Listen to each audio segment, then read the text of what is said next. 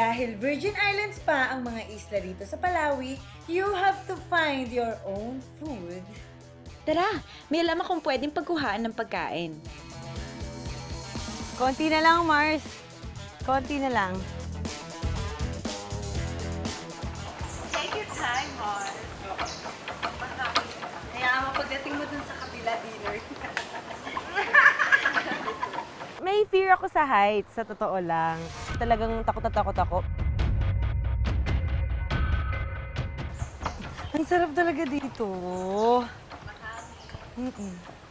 Naranasan ko nang tumawid sa ganyan klaseng. Actually, mas nakakatakot na bridge dati. Pero doon naman, matibay naman yung bridge. So, hindi ako natakot doon. Super sarap!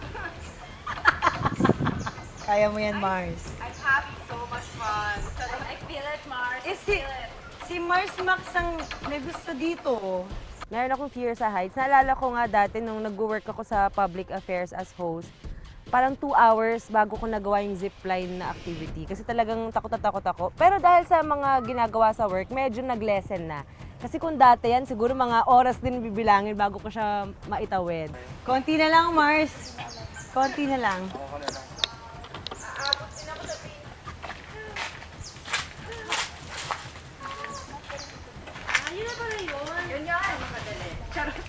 Ay, salamat, Mars Ada. Akala ko aabutin pa ng kasal ko bago ka makatawid dyan eh. Peace tayo! Si Nanay Forcy. Hello po, magandang hapon Ay, po. let's go. Magandang hapon po.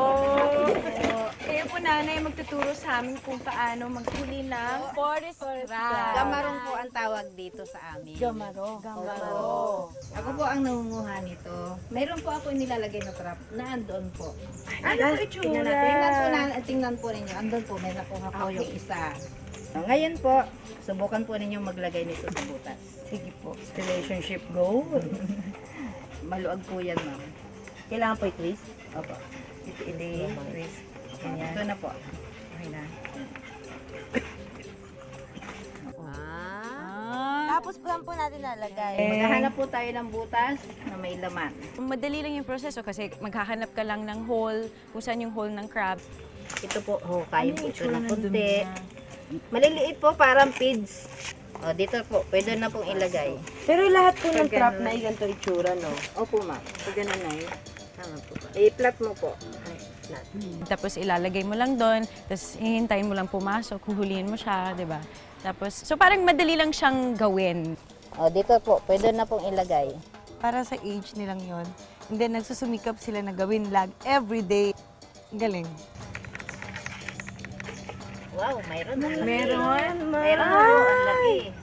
Lalagay po natin siya dito. Ayaw niya lumagpas. Yun.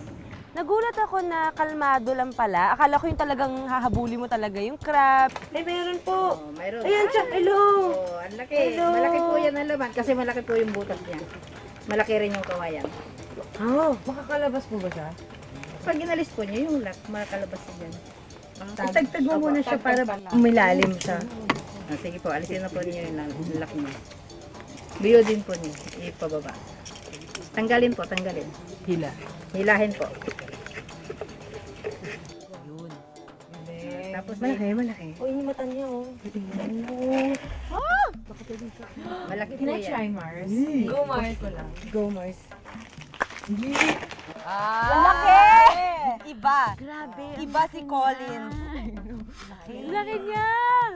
Ang tiyaga. Bumili ba ko dun sa ano, yung kung paano ginawa yung trap? Ipagpag niyo po kasi yung lupa so pumapasok po dyan. Yan.